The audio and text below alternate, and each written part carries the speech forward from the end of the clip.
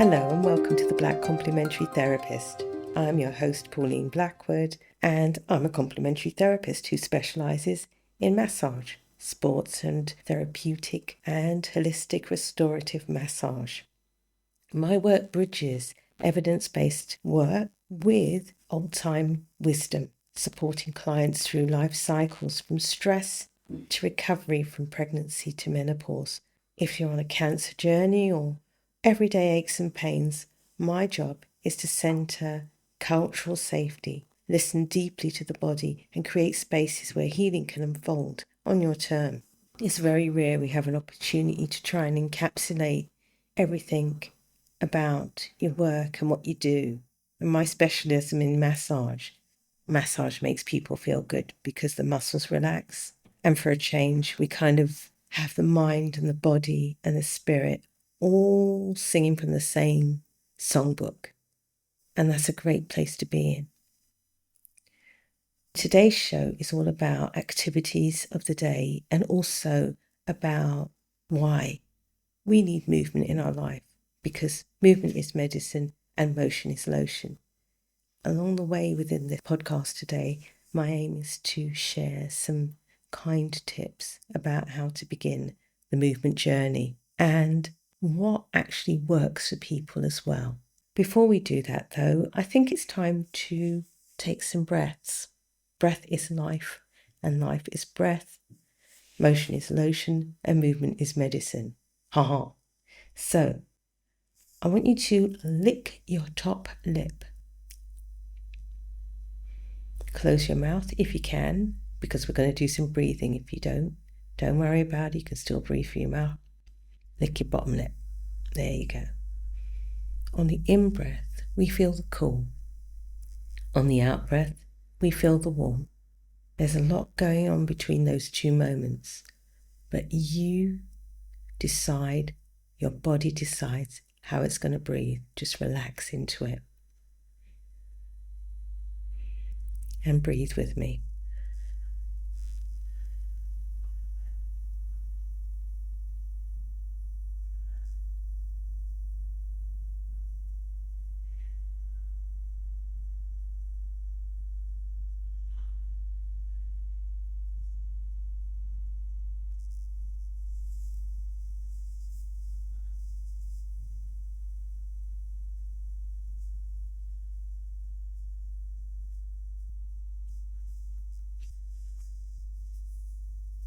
Great stuff.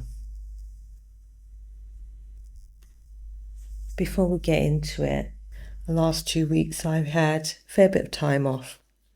And so this week has been catch up with all the jobs in the new treatment room. I got myself some LED lights with ivy leaves, which are really cute. And on the mantelpiece, I've got 2 plants that kind of look a bit like the ivy, which is nice.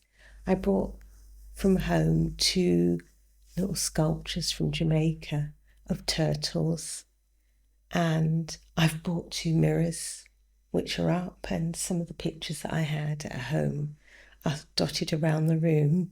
So it's starting to feel a bit more like pendulum massage in my treatment room, which is really nice.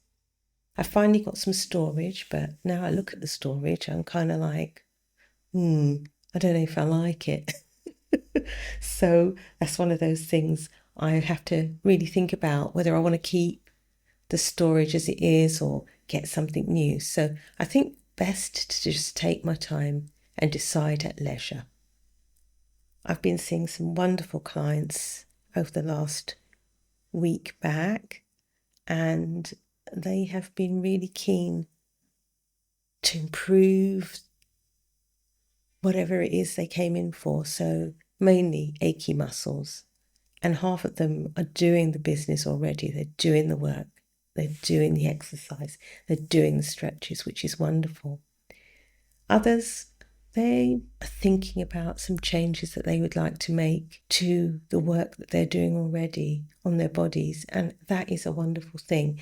And that is what today's show's about. It's about delving into what we as humans need as activities of the day. every day or a few days a week or a few times a week? Let's get into it. There's a saying that motion is lotion and movement is medicine, and I love those sayings. When we think about the human body, we know that the human body was born to move. We're born to walk. This is our existence, because if we stay still, we can't survive.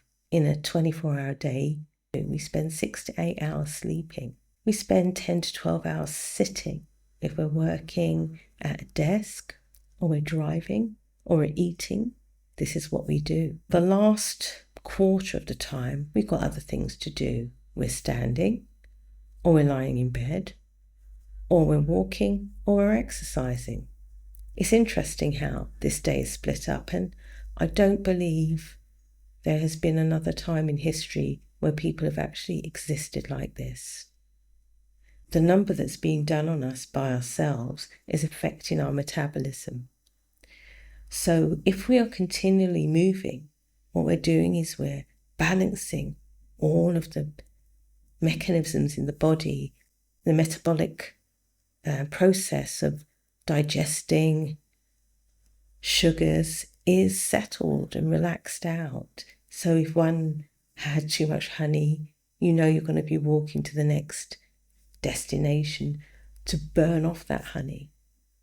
However, if you're in a Western setting and you eat something sweet and you sit down straight after, you're going to get this sugar dump. Your blood sugar's going to go up, and all of the metabolic aspects of that will occur.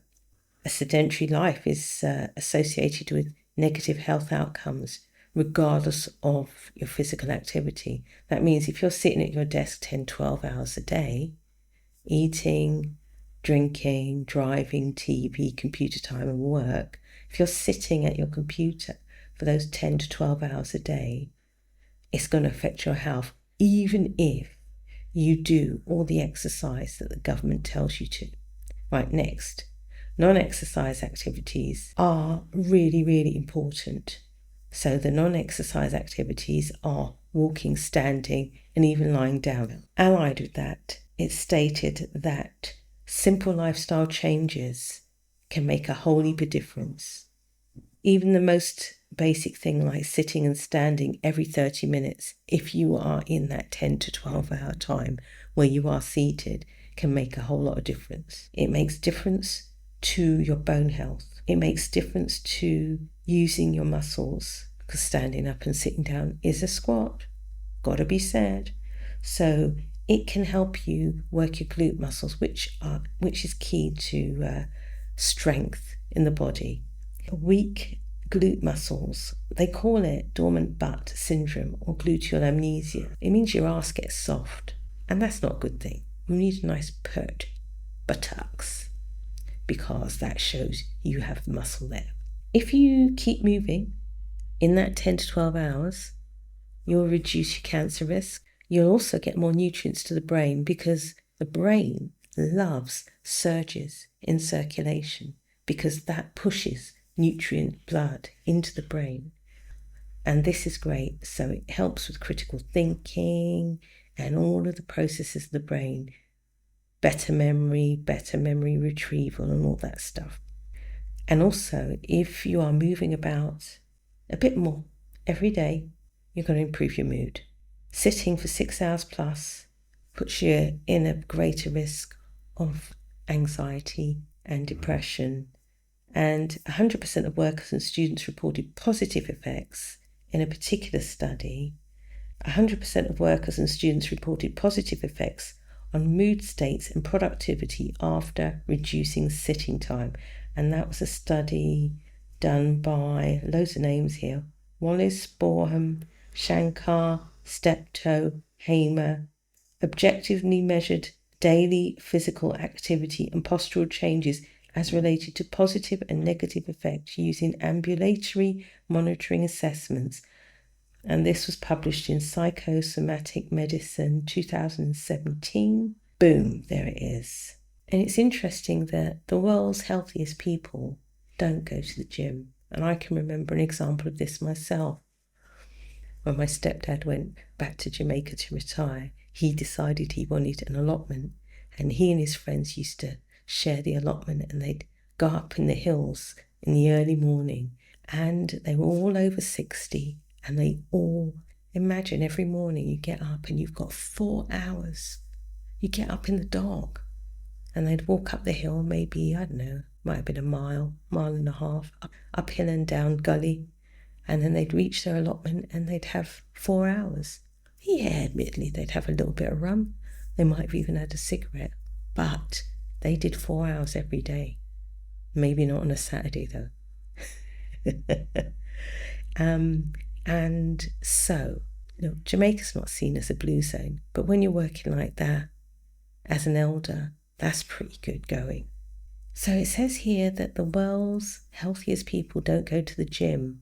They make walking and physical activity a part of their daily life. Folks that walk for 6 hours per week live longer.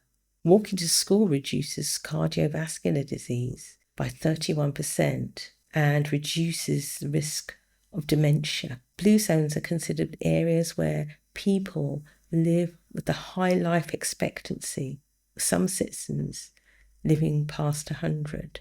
And studies have shown that because they do regular exercise, it improves their lifespan.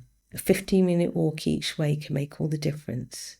So, what can one do in order to bring activity into the day that's separate from sitting at the computer, TV, dining, eating, drinking, and work? That 10 to 12 hours, how can we change that? Well, I know that I kind of changed the way I work and live. I used to be very desk bound, but it wasn't until I left the office work and the teaching that I moved into massage work that I actually started to have more active days. And I've been tinkering with that ever since. So every day in that time that's 10 to 12 hours, one needs to think about how one could change the way one does activities. So if you're thinking about that 10 to 12 hours, every 30 minutes move about, walk, take the stairs, do gardening, do chores, eat whole foods, and cook with friends, cook with family, cook with community, and eat with community with those whole foods. And this, I believe, is the way forward. Yeah, 3 to 5 times a week, recreational activities, nature time, aerobics, and then 2 to 3 times a week, some form of leisure activity. Again, it might be hiking, it might be swimming, it might be strength and weights or yoga and Pilates. The things to balance out screen times and sitting. Now that may be a challenge if you work in a call centre, or if you're an accountant and you're stuck at a desk. You've really got to think carefully about how this existence may be affecting your health. It may well be something you need to negotiate around. And finally, looking at diet and your activity levels throughout the day, ever so important, because those two things, those two factors affect your energy. Your energy balance is incredibly important.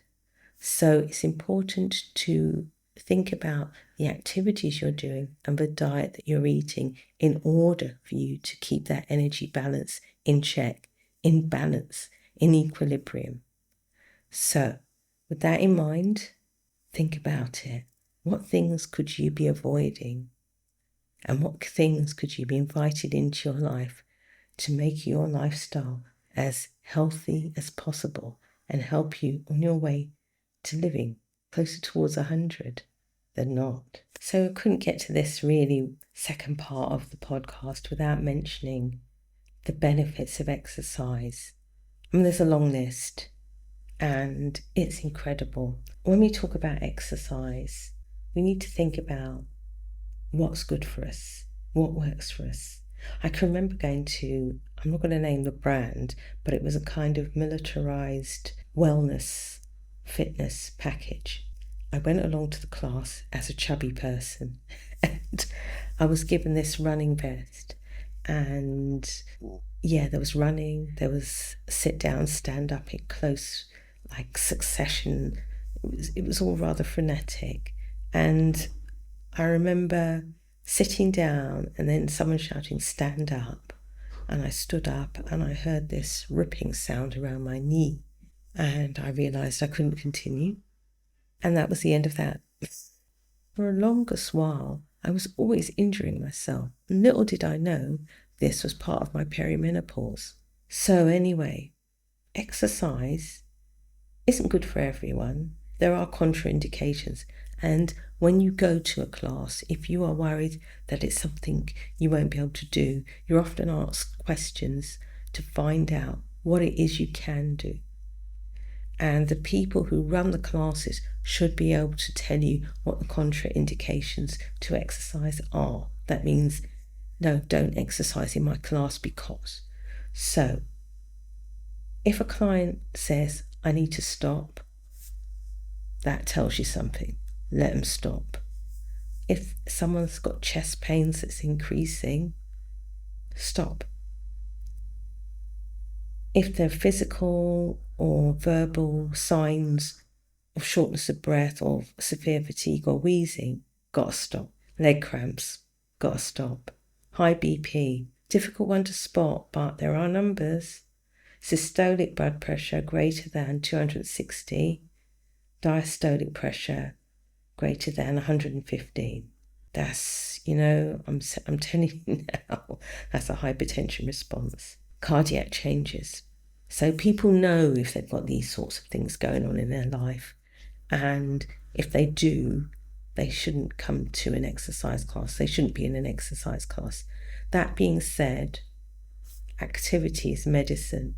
So, for example, the more you increase your activity level, the less you're likely to be ill. Simple as that. Simple as that. And let's go through the benefits then. Well, as mentioned before, your mood improves. You feel better. You feel more confident. And you're not dead. You live longer. You can maintain your flexibility and mobility. When you get round to it, chances are you'll have more muscle than fat. It may affect your weight, depends, but you definitely will get muscle. You will improve your memory, brain function, and mental health. Your coordination and strength will improve. Better sex. Cover the children's ears. Increased bone density. It reduces your risk of osteoporosis. Your immune system will function better. Yeah, I heard that walkers get less colds. You better cardiac function. So your resting heart rate should reduce as well because of that. You'll have better digestion and pooping. You reduce your risk of diabetes and cancer. And also, and this is the one that isn't very often discussed, when you exercise, your whole body heals better. So even if you have an injury, if you keep exercising with an injury, obviously within means and obviously within your pain threshold, things start to improve. Now, I'm not saying you should go jogging with an Achilles tendinopathy. No. What I'm saying is if you have an Achilles tendinopathy, get yourself on a slow walk to the swim pool, get in the pool and swim, or do aquarobics, or, something where you're not jumping up and down on a bad ankle. Fundamental to all body healing is exercise. It's a must. Apparently, it takes 5 times longer to gain muscle than to lose muscle. So keep lifting. Muscle loading and unloading regulates the untranslated regions of mRNA, the genes that function networks central to muscle plasticity. Apparently, there are 141 genes related to muscle growth. So there's research out there that says lift weights. So 10 weeks of resistance training increases muscle by 8%. And 2 weeks of sitting on your ass reduces muscle by 9%. That is terrifying. So today we did our breath work, which is always gorgeous because settling the breath, even for a short while, allows you to focus on you. And I want you to think about how you could bring the benefits of exercise into your life and how it might affect the way you work, the energy levels you have, and all of those other things that exercise benefits us for. I wish you a wonderful week ahead, and thank you for tuning in to the Black Complementary Therapist. I look forward to hearing your thoughts on the benefits of exercise and also movement as medicine. I know some of you are really cautious about how you move your bodies because you're worried about injury or a condition you may have. But I have to just say, our bodies are amazing and we just need to start. Even if it's putting on your favourite tune and having a dance around your home, this in itself is a joyous act of movement as medicine. And with that in mind, I'm going to sign off and move a bit. And I look forward to chatting with you again. As you know, this show is sponsored by Pendulum Massage, my massage business. I look forward to receiving some of your wonderful reviews on whatever platform you listen to this podcast on. And should you wish, I hope you'll drop me a line to tell me what you think about the podcast, what things you maybe would like to have included in the podcast. I've already received some lovely, lovely comments from people in the States and people in the UK who want to contribute to the podcast. And I think that would be a wonderful thing when I'm up and running fully, but I will get there. I know I'll get there. Okay, have a great week. Peace out.